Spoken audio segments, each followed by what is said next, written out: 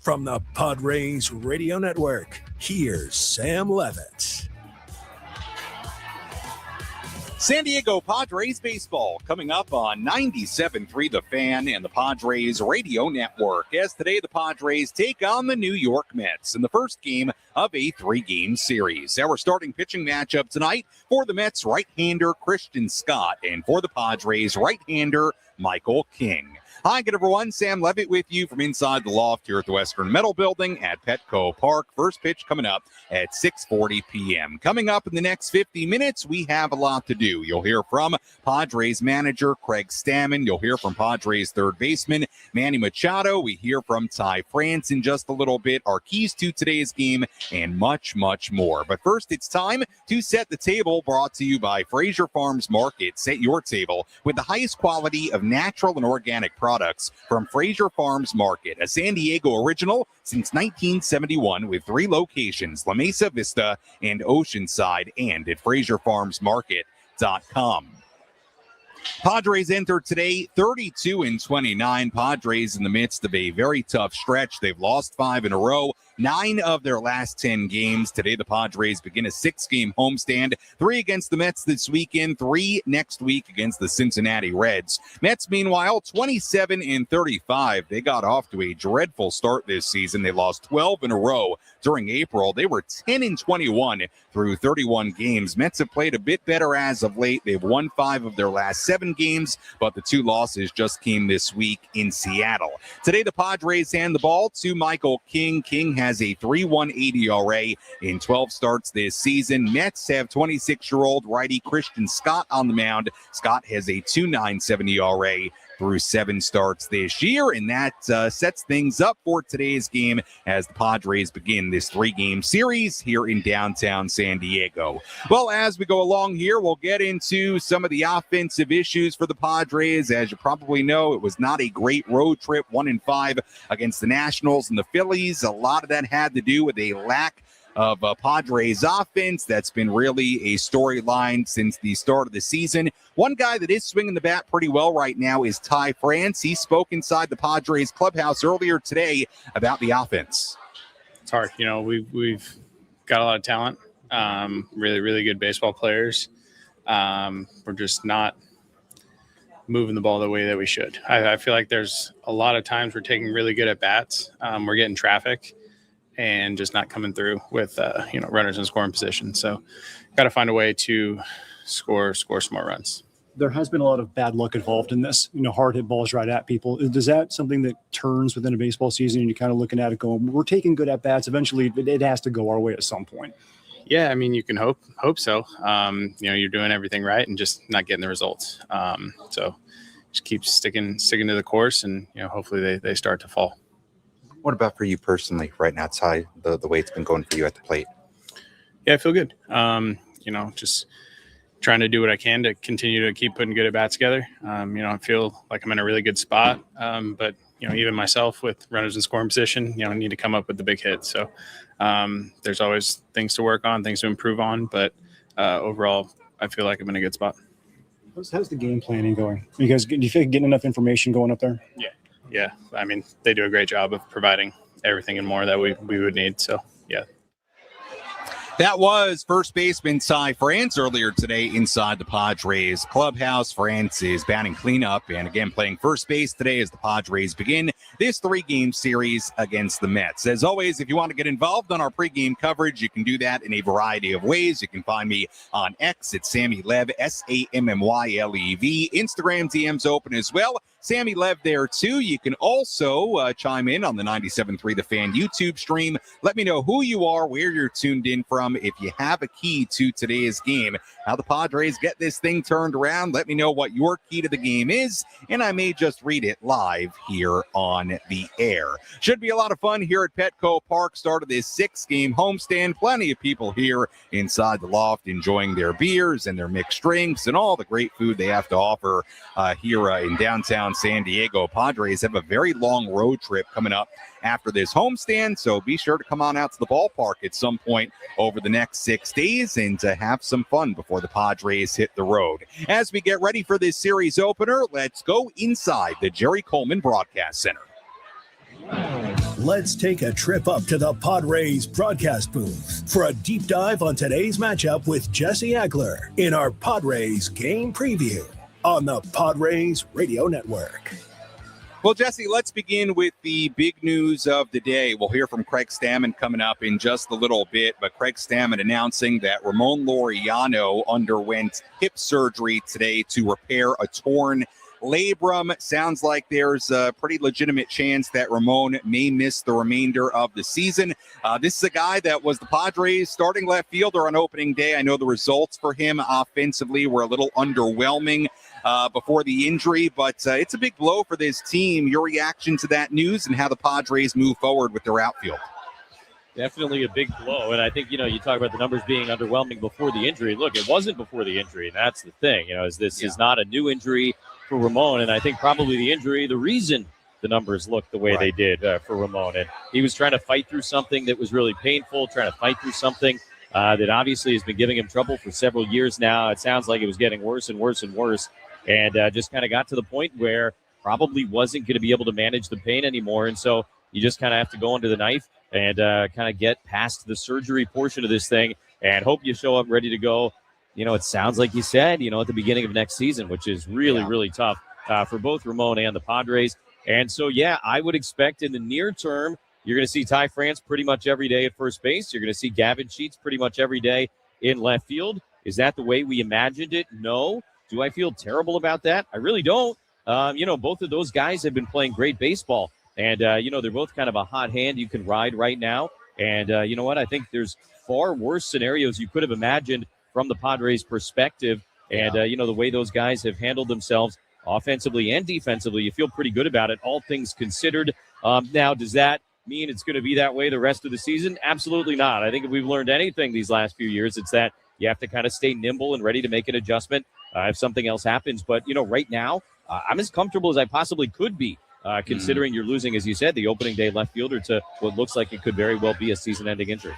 Yeah, and thank you for providing the context there. And again, we'll hear from Craig Stammen. But like you said, this is something that has bothered Ramon for a really long time. So not a new issue, but has maybe ended his 2026 season. As we get ready for the series opener against the Mets, Jesse, let's do a little primer on the New York Mets. This is a very different team than the one the Padres saw last year. There's no more Pete Alonso, no more Jeff McNeil, no more Brandon Nimmo.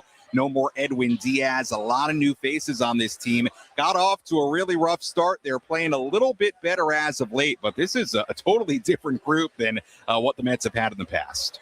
Yeah, it felt like all those guys had been there forever. And no doubt, it's a younger team, especially, not only do you have those departures, but, in addition to all of that, you got Lindor is on the IL. Francisco Alvarez is on the IL. Kodai Senga is on the IL. And then some of the other new guys that they brought in are also hurt. Luis Robert Jr., Jorge Polanco. I mean, it's incredible to think sort of where they are depth chart-wise right now. Now, the positive, I guess, from the Mets side is you're getting extended looks at some of these younger guys who I'm kind of excited to see. There's some interesting names there, certainly.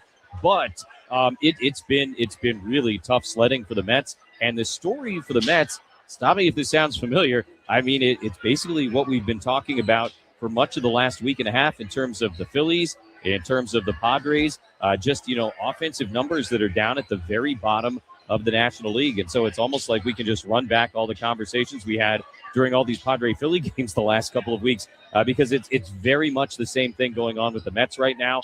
I don't know that the Mets pitch as well as the Phillies do. In fact, I know that they don't, but they do pitch well. And so, again, it kind of feels like this could go very much the way those Philly games did, just in terms of how they might look and feel. And hopefully for the Padres, obviously, they're able to turn the results around.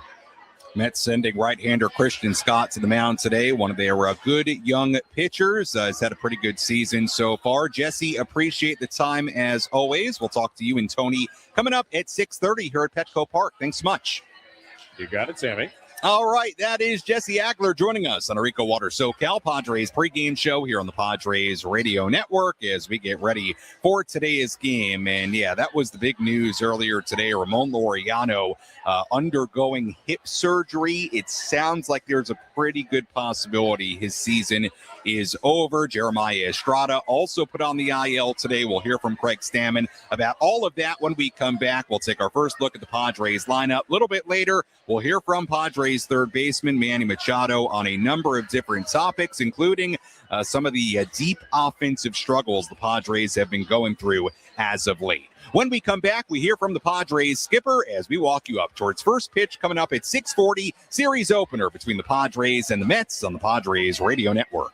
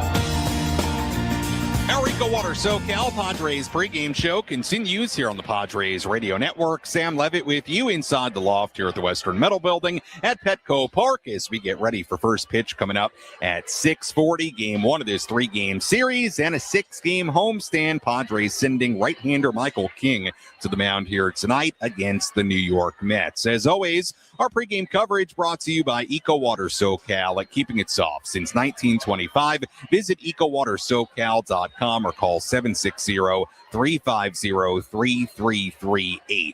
We told you about the big news entering today. That is Ramon Laureano getting hip surgery.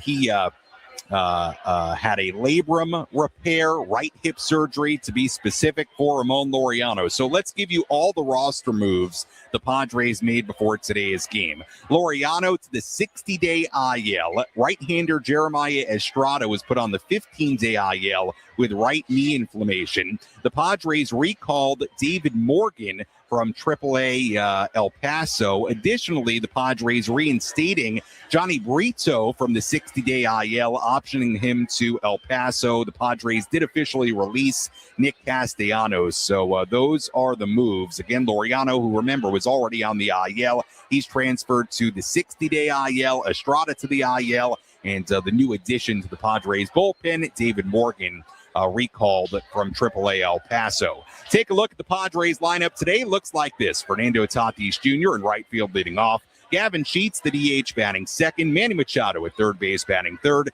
Ty France at first base, batting cleanup. Jackson Merrill in center, batting fifth. Xander Bogaerts at shortstop, batting sixth. Bryce Johnson in left field, batting seventh. Sung Moon Song at second base, batting eighth. And Rodolfo Duran doing the catching tonight and batting at ninth.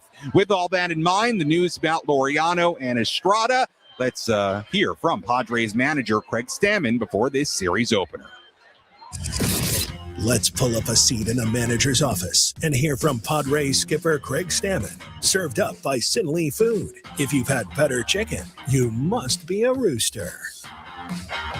Yeah, so first medical update, Ramon Laureano. He had right hip surgery today to repair a labrum, which obviously is devastating news for us. Most likely, out until at least the end of the season or the entire season. So tough news on that. And then Jeremiah Estrada, we're putting him on the IL.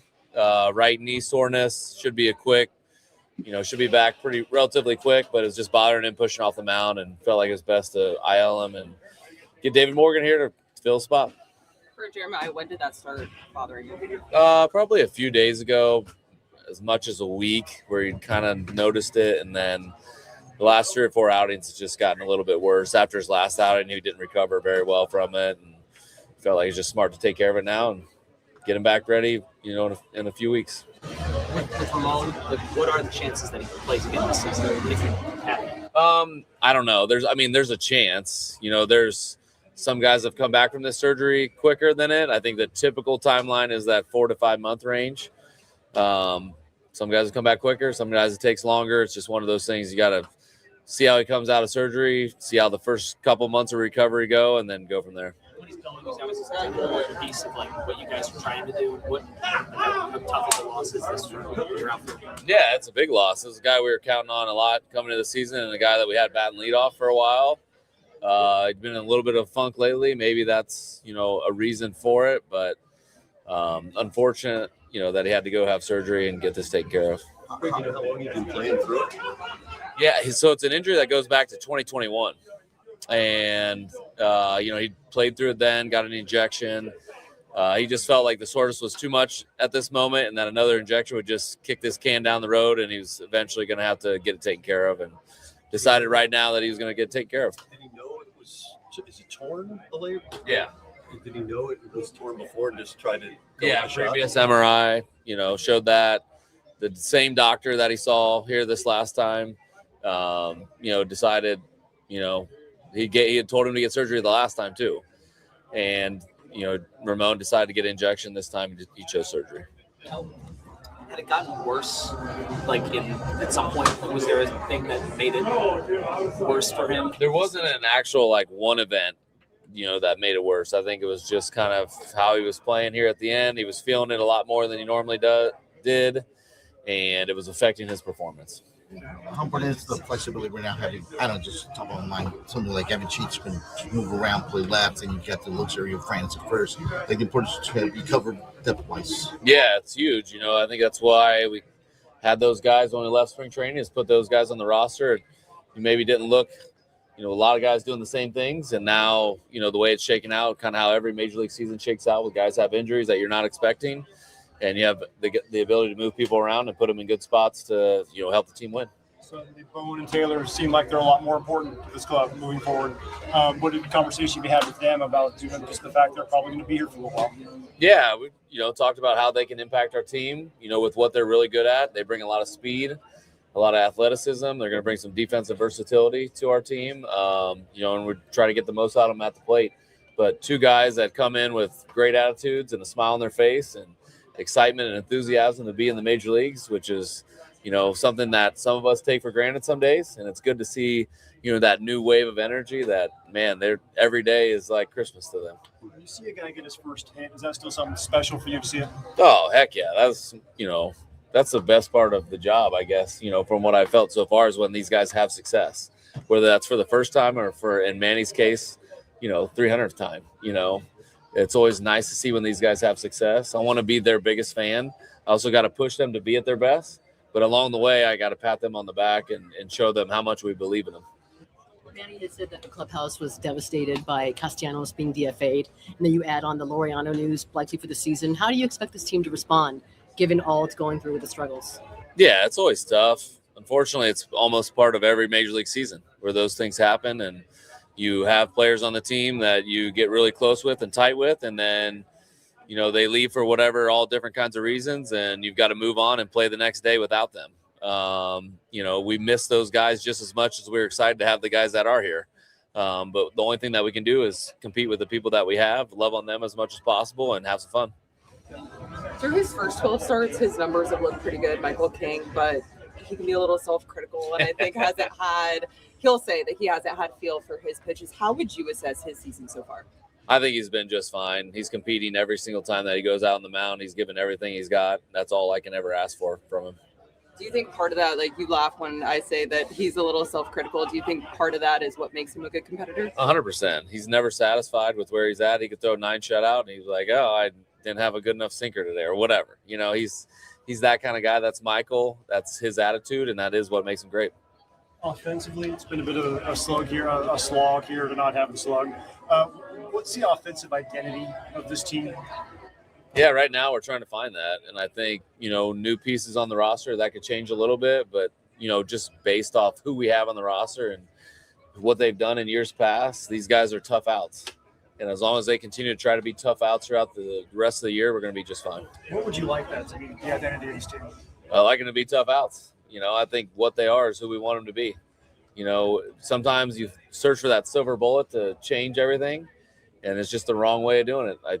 I personally believe that the way to get through struggles is to double down on what you've always done, be great at what you're good at, be extraordinary at the ordinary. The boring stuff is what makes you great, and these guys have just been good at the boring stuff for a really long time. Game planning, do you think you guys have enough information, too much information, or not enough information? Manny was kind of talking about how all these metrics and things kind of got to get out of the game and just go back to something simple, see ball, hit ball. Can it be that simple, or do you need to have more of an idea or a game plan when you're playing 2026 Major League Baseball? Yeah, all the above. I think everybody's different, and sometimes we get too wrapped up in all the statistics and the different numbers that are on the scoreboard. And I think even when you're struggling, you're looking at all those numbers on the scoreboard and trying to make them better. And I think if we can simplify things as best we can while using as much information as possible to put us in the best possible place to succeed, then we're in good shape. And I think we've done that so far. The results haven't shown that, but we're on the right track. What's the latest for Campusano and Jake? Campy has been in Arizona this last week, kind of ramping up some baseball activities, still, working his way back, and eventually here, hopefully in the next week or two, we'll hopefully see him in some rehab games. And Jake, same thing, still going through it a little bit, feeling a little bit better. There has been some positive, aspects of it here going of late. He's definitely feeling a lot better. Doesn't feel as foggy as he's been feeling, but slow process and one that just doesn't have a timeline. That was Padres manager Craig Stammen earlier today inside the Padres dugout. We'll hear more from Craig on our post-game coverage coming up later on this evening. Sam Levitt back with you inside the loft here at the Western Metal Building at Petco Park. You had all the updates there on Laureano and on Estrada going to the IL.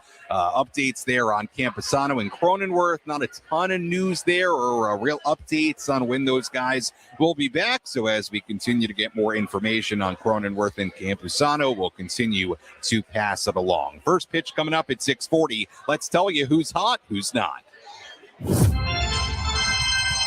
Which player is locked in at the dish? Who needs to step up their game? This is Who's Hot, Who's Not. Presented by ASAP Drain Guys and Plumbing, a division of Anderson Commercial, your full-service plumber serving San Diego County. Let's focus on one guy in the hot category, one guy in the not category today. Ty France will put him in the hot category. Ty is batting .302 with 3 home runs in his last 63 at-bats. France batting cleanup, playing first base today. Not category, Freddie Fermin continues to struggle. Freddie hitless in his last 29 at-bats. Freddie will be coming off the bench today. Rodolfo Duran doing the catching in this series opener. And that's a quick look at who's hot, who's not, as we get ready for first pitch coming up at 6:40. Now let's take you around the horn. Let's examine the most important news and the latest information you need to know in the world of Major League Baseball. Sam Levitt takes you around the horn. Presented by Valley View Casino and Hotel. Get ready for Major League winning when you join Valley View Casino and Hotel's Players Club and receive over $200 in free instant offers. Visit valleyviewcasino.com to learn more today. Take a look at some quick headlines from around the major leagues. Yankee star Aaron Judge has a stress fracture in his right rib. He's expected to be re-imaged in 4 to 6 weeks. Yankees then will make a determination to see what the next steps are. They do anticipate Judge to return this season, but obviously a major blow for the Yankees. They'll miss Aaron Judge for at least, it sounds like, a month and a half. Red Sox reportedly are optioning Brian Bayo, a talented young right-hander, to AAA Worcester, making the move after he struggled in yet another start yesterday against the Orioles. Bayo allowed 8 runs, including 6 in the first inning, his season ERA ballooning up to 6.34. Corey Seager activated from the IL today. The 5-time All-Star, the Rangers shortstop, missed 19 games because of lower back inflammation. And that's a quick look at some of the headlines from around Major League Baseball today. We'll have a full look at the out-of-town scoreboard coming up in just a little bit. When we come back, we have our keys to today's game. We'll hear from Padres third baseman Manny Machado as we walk you up towards first pitch coming up at 6:40. The Padres and the Mets, game 1 of this 3-game series from Petco Park on the Padres Radio Network.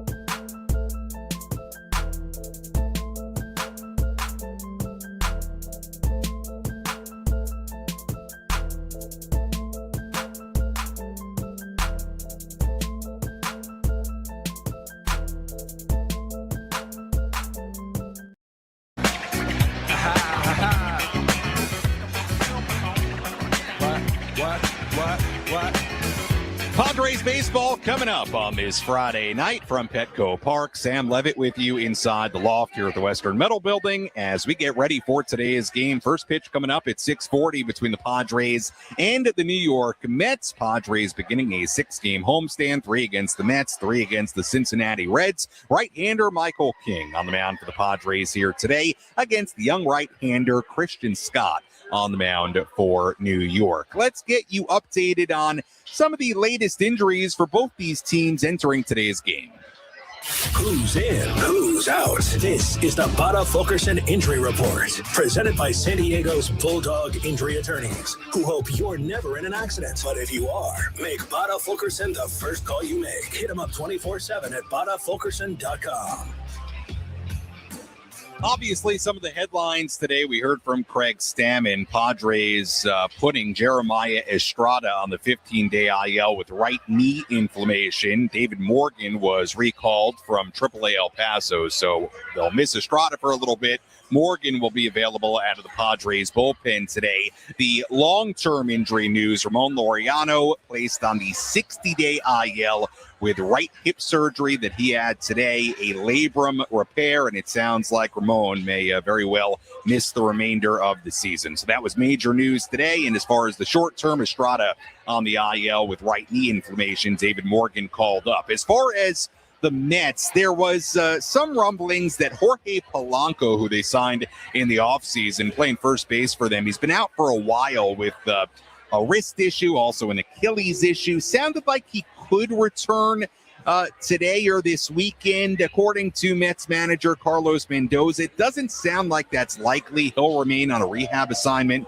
with AAA Syracuse likely through the weekend. Mets are also missing a lot of guys right now. One of their catchers, Francisco Alvarez, on the IL after knee surgery. Kodai Senga, one of their key starting pitchers, on the IL. Luis Robert Jr., their starting center fielder, on the IL right now. Francisco Lindor also on the IL right now with a calf injury. So Mets are missing a lot of guys. Padres a little bit banged up now as well. And that's a look at the latest on the injury front for both the Padres and the Mets. A busy Friday night around Major League Baseball. Let's take a full look at the out-of-town scoreboard. Let's take a trip around the bigs to highlight the scores that matter most with our out-of-town scoreboard. Presented by Jensen Premium Beef Patties. Always a hit for grilling. We have one final already today. The Cubs hosted the Giants in Chicago, and the Giants beat them up 18-3. The final score. San Francisco wins it. The Cubs continue to struggle. They are now just 2 games above 500 at 33-31. Giants scoring 18 runs on 19 hits. Game's going on right now. Phillies ahead of the White Sox 8-6 in Philadelphia in the 8th inning. Tigers lead the Mariners 7-3 in Detroit in the 8th. The Red Sox lead the Yankees 5-3 in New York in the 8th inning. Orioles 6, Blue Jays 3 in Toronto in the 8th.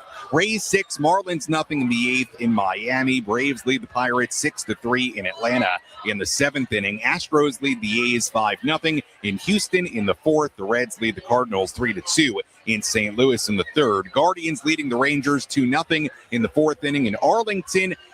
We have the Brewers and the Rockies tied at 1 in the 2nd in Colorado. One game delayed due to rain before first pitch. The Royals and the Twins in Minnesota. They are in the midst of a pregame rain delay there. Couple of other games yet to begin aside from this one. The Nationals and the Diamondbacks in Arizona at 6:40. Finally, Angels and the Dodgers in L.A. at 7:10. And that is a full look at the out-of-town scoreboard on this Friday evening. Well, obviously, it's been a rough go for the Padres as of late. They've lost 5 in a row. They've lost 9 of 10. The offense continues to be an issue. Manny Machado spoke with reporters about that and more earlier today. Business, how tough was it to see Nick Castellanos being DFA'd? Yeah, it was tough. I mean, obviously, it was a big part of our team, and he integrated himself pretty well in here with the group of guys that we had. So, it's tough to hear those news. How surprised were you by that decision and for them to go with guys who are rookies who have not done it before? I mean, obviously the surprise got the news got everybody by surprise.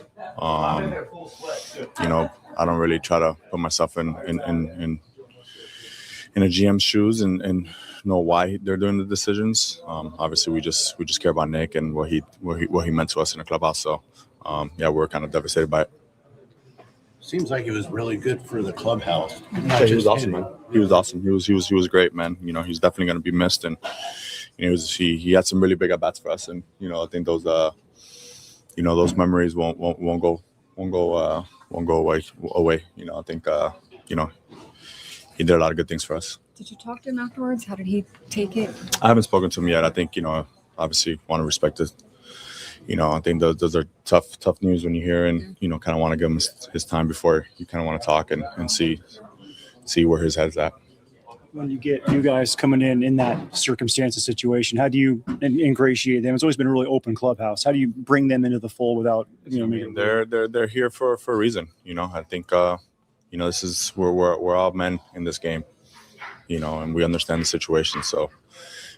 They know they came up here to help us win and whatever they can to produce and be a part of this organization. They're with us in spring training. I think we got along. They're great guys. I think they had a really shot of making the team out of camp. So, they're in the battle with us from the beginning. So, to come in here and just, continue to be themselves and continue doing what they've been doing throughout the year. The most important thing is about winning ball games, going out there and trying to help us win. We hear the positive messaging from Craig Stammen about optimism in this team, but what's been his message to the team? I mean, it's day by day. It's a long season, obviously. We obviously don't want to be going through the stunt that we've been going through, but we all know that it's a long season, and we're gonna be better than what we've been playing. So, at the end of the day, I think you can't really think about the negatives and bring negative energy around. So, trying to keep it as positive as you can and keep battling. There's always a light at the end of the tunnel. So you just got to kind of just keep focused on the main objective, which is to keep pushing forward and keep working and keep controlling the little things that we can control. And, at the end of the day, that light will be bright. So just continue working towards it. I realize it's a long season, but is it too soon to use the phrase sense of urgency when it comes to you guys figuring it out? Listen, you guys want to hit the panic button. You guys have all been talking about it, have all been negative about everything we've been doing. And we already know what we've been doing. We haven't really been playing well. It's plain and simple. There's nothing to it. So, try to keep out the negative stuff out of our heads. And again, like I just said, you just got to stay positive and going forward. I think, we're all better than what we've been playing. This isn't going to last for a long time. So, keep looking forward, keep working. I know everybody in this clubhouse has been doing that. So, there's nobody more frustrated than everyone in here.